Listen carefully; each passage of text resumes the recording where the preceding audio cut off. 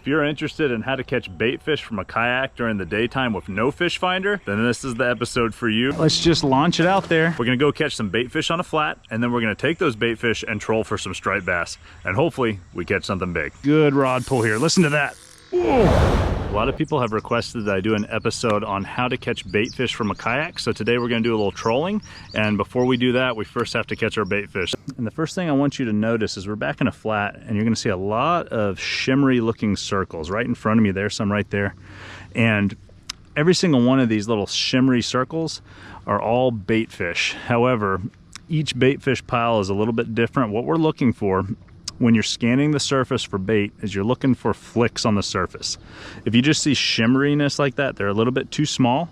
What you're looking for is what it looks like. It literally looks like someone's flicking the surface of the water from underneath. And if you can come across something like that, that's when you know you're in the right class of fish. So as I'm scanning around here, I'm looking for flicks on the surface. Once I find those flicks, then I'll know that we're getting close to our target. The sun's pretty low on the horizon, and that's because as the sun gets lower on the horizon, these fish will come up to the surface in bigger and bigger schools, and usually the day will end with some fireworks, you know, some big fish coming up and eating. Right now, they're just kind of starting this pattern. Okay, well, we don't need you. That's not the flick we're looking for. That big old carp came up.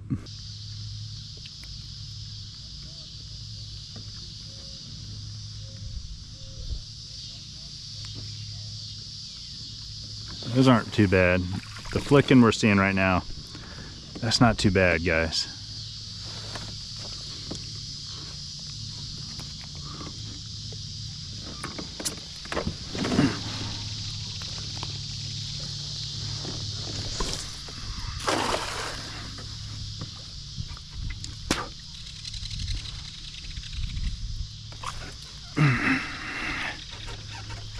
Let's see.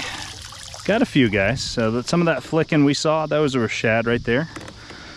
Those are definitely good keepers. They're a hair on the small side, but we can definitely use them.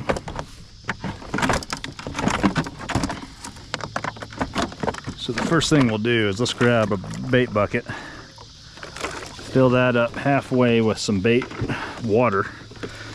All right, guys, so we just filled up our bucket with some water. Now these shad are pretty small. Oh, one of them just got away. Some of them are in there, that's good. Those are actually the perfect size for trout, and we are gonna head up into the river today. So that's not too bad at all. Not a bad start. We got 4 little ones in there. Ideally, I'd like to get about 10. So even though it's not a bad start, we still need to find some more. For this episode, I'm going to be targeting threadfin shad. They're just abundant. They're everywhere in the flats where I'm going to be fishing. And even though there are other shad like gizzard shad, alewives, things like that, it's so much easier for me to key in on these particular shad that anything you see in this particular episode will most likely be a threadfin shad. Believe it or not, too many bait is a bad thing. They'll eat up all their oxygen and they won't be able to produce like I'd like them to. This class of fish right here is just a hair small. We're gonna see if we can find some bigger ones, but at least we've got something to start with. The thing about a place like this, like those are way too small. Most of what we're looking at is too small, and that's all right. We'll find the right school. That's part of the fun of this, and I know a lot of people ask me to kind of show them, so today I'm showing you. You'll know when you see those big flicks. They'll be flicking a lot bigger than just the norm, and that's what we're after. And it takes a little while. Sometimes you just got to cruise around a little bit. You kind of have to be picky, guys. That's the thing. I mean, I know when you're starting out, you see these shimmery piles of shad and you think to yourself, I want to catch them all. But I'm telling you, it's not worth it. You got to be picky. Just find a pile where they're flicking really good. And that's all it's going to take, okay? All right, guys, so I'm seeing isolated flicks consistently up here, so that's the right size bait. We finally found them. We had to push through a lot to get here, but they're consistently coming up individually with nice big flicks, which is exactly what we need.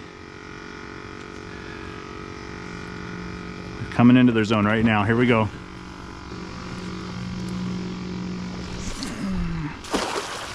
Good throw. Let's see if we get some here, guys.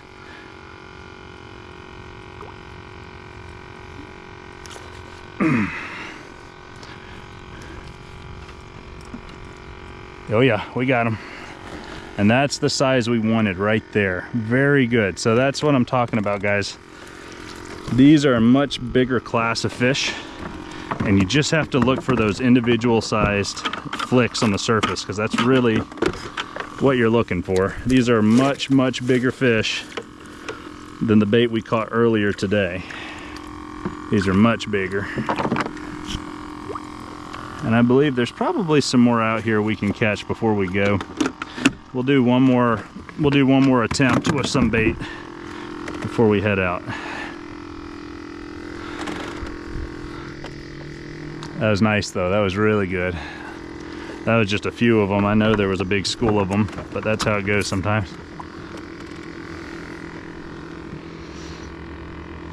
Let's see if we can relocate the school. Oh yeah, it's right here. Okay, so I'm still seeing some flicks coming up just to my left. Same school. So let's just launch it out there. Let it sink down. Let's see if we got any more friends in the group here.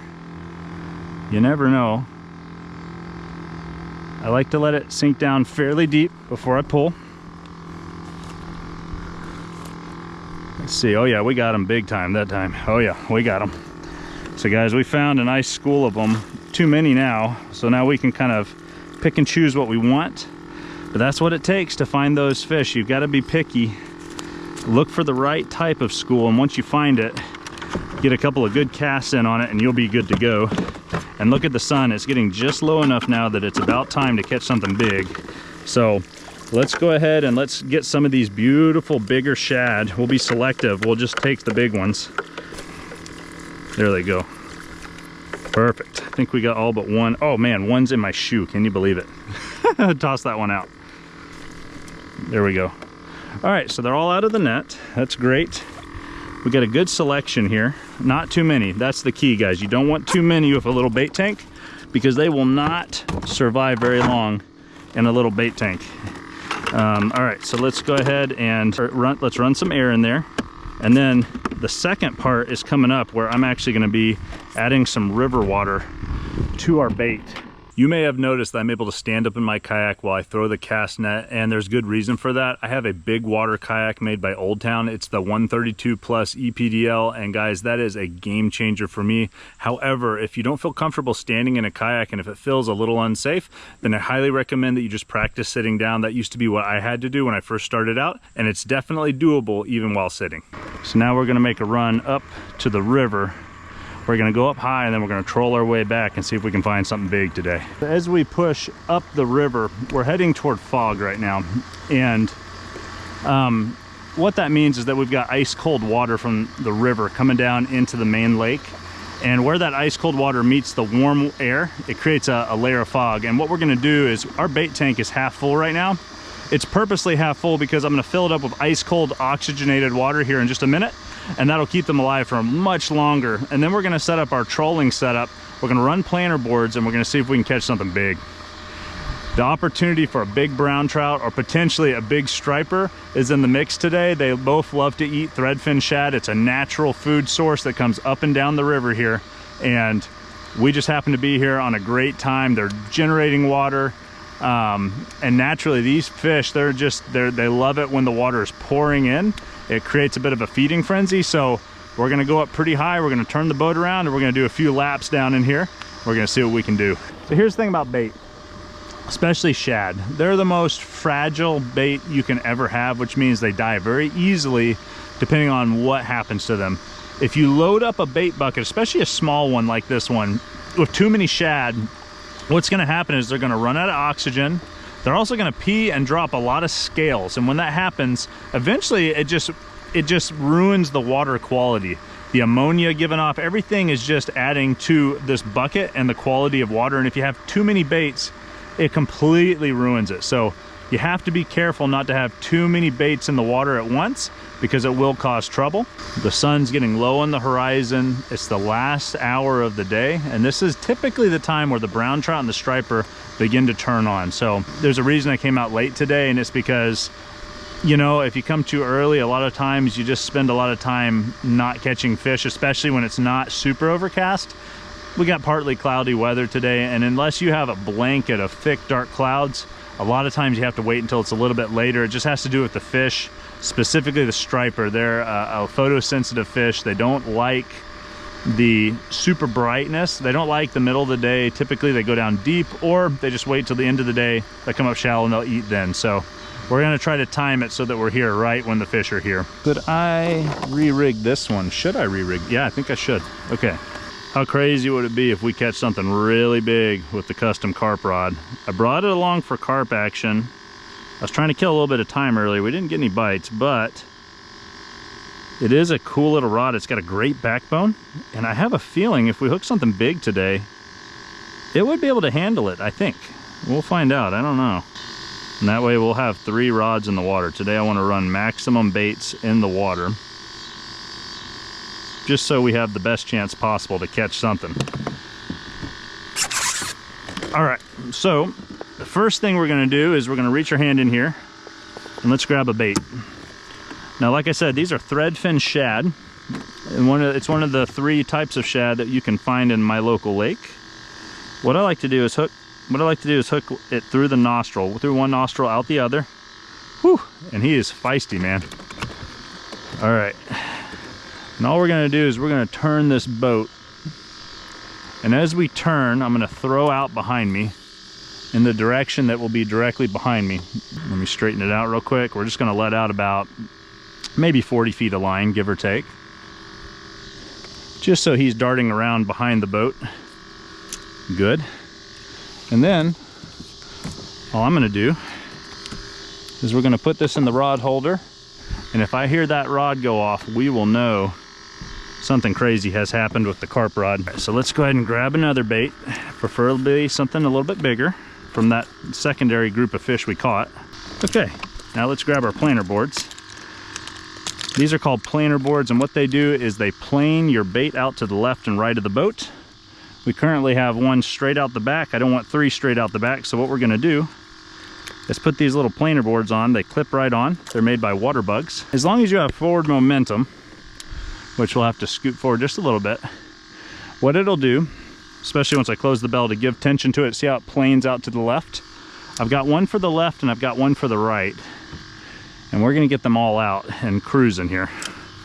Shut that in place, put it in the rod holder to the left, and let's do one more to the right. Tell you what, running up against these trees like this, you never know what you're gonna catch. I've caught bass and striper and trout, all sorts of stuff. Let's go ahead and get this clipped in so we can just focus on catching fish. We're very, very close to something good happening here from one of these rods, so. Oh yeah, this is the time you want to be out here with this live bait just like this, guys. Just cruising each corner, each side. There we go, they're locked into place. Now we just wait for one of these rods to go off. And it shouldn't take too long for that to happen.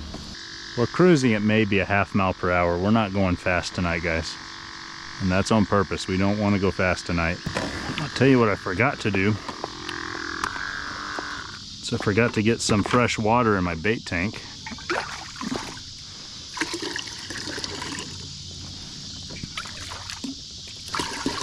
There we go.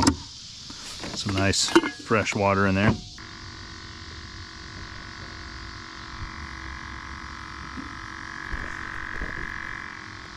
Oh, there we go. There we go. Fish on. Fish on, guys. Here we go. Nice rod pull. Let's see if we can get him up here.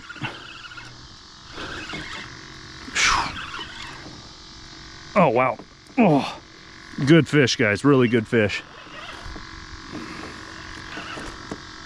Got to be careful here. He's getting a little bit ahead of me. Now I can chase him a bit. Oh, wow. And this feels like a striper, guys. It feels really good. Oof. Let me get my net. Oh yeah. Oh, it's a little striper, but we'll take him. That was awesome, guys. Even the little ones, they fight hard, man. That's probably the smallest striper I've caught since this will be the smallest striper of the year, and I couldn't be happier to hook it. That is awesome. So guys, here's just a little baby striper, but man, even those little ones, they hit right. So that was pretty cool. Let's go ahead and let this guy go. Whew. And let's get everything rebaited and see if we can catch another one.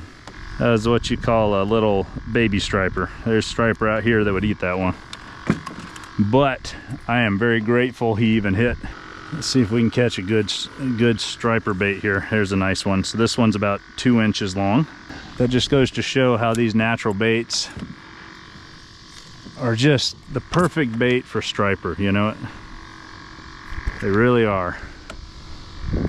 There's a little school of them back there, and as I was coming through, one decided to eat, and I am grateful he did. All right, we're rebaited up. Now I want you guys to notice something about that striper bite. Now even though he was little, all striper act the same. The sun just dipped below the horizon, and that's when he ate. And now I've been preaching this on the channel for a while, that this is a photosensitive fish, and there is no coincidence here that that's why he ate when he ate. So if you're wanting to catch striper, just know you need to come in early or late, or you need to fish deep in the middle of the day.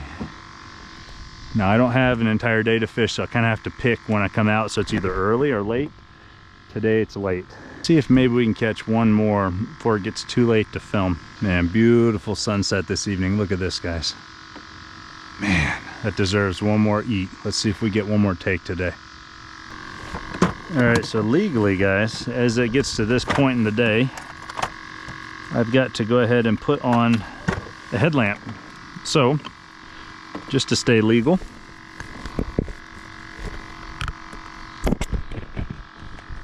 put this just right above my head, and we'll keep on cruising, but I want to make sure that we've got it on. I noticed the line behind my boat is starting to bounce, which means something's chasing it. So instead of slowing down, what I do is open up the bell and feed out some line. And as you're about to see, good things happen.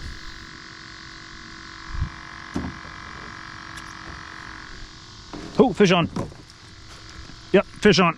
We got one. On the carp rod, guys. We got one on the carp rod. I saw it bouncing, so I let some line out. And we have got ourselves another nice fish on.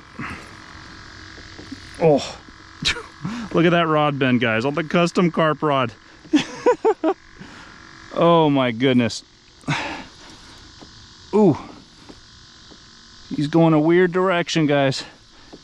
He's got me all twisted up. We just lost power to our main GoPro, so it's going to be all in my head now. But we've got ourselves a good rod pull here. Listen to that. Whoa! Listen to that fish pull. Oh my goodness, it's a good fish.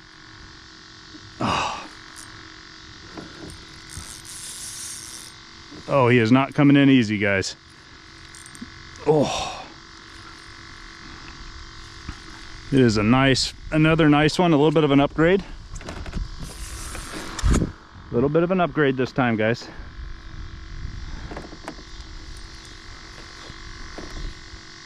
Oh man, he is just pulling my entire boat right now backwards. Wow, look at that rod bend, guys. What a nice rod bend. There we go. A little bit nicer of a striper that time. There we go, in the net. In the net. We're all tangled up everywhere else, but boy, did we get another one on. That was nice. Right on the corner of the lip. There we go, guys. So check that out. Beautiful striper. I love it, guys. This is my favorite fish to go after in East Tennessee. And man, just caught one on a custom carp rod of all things. What a beautiful fish. All right, let's let this one go. See if we can get on another one. Whew. I've had a lot of fun today. I hope you guys enjoyed this video as much as I did. If you'd like to see more striper fishing videos, I've got a good tutorial on how to use a red fin up in the river system. Or if you'd prefer to see me catching a big striped bass in the wintertime, I've got another fun kayak video right here. Till next time, tight lines. 3, 2,